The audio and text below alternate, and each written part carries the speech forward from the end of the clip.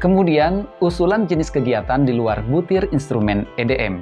Nah, fitur usulan jenis kegiatan di luar butir instrumen EDM disediakan untuk menambahkan jenis kegiatan yang dibutuhkan madrasah, namun belum terakomodir pada 26 butir instrumen sebelumnya.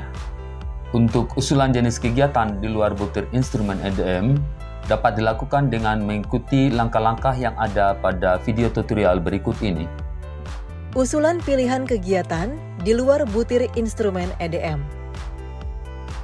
Tampilan layar akan langsung mengarah pada pilihan kegiatan lain setelah memilih tombol "Lanjutkan" seusai mengerjakan semua butir soal evaluasi. Apabila pada saat mencentang kolom kegiatan, staf ingin menambahkan pilihan kegiatan, staf dapat menambahkannya dengan memilih kegiatan-kegiatan yang sesuai.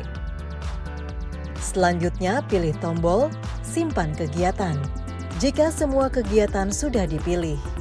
Pilih tombol "Lanjutkan ke prioritas" apabila tidak ada lagi tambahan pilihan kegiatan lain.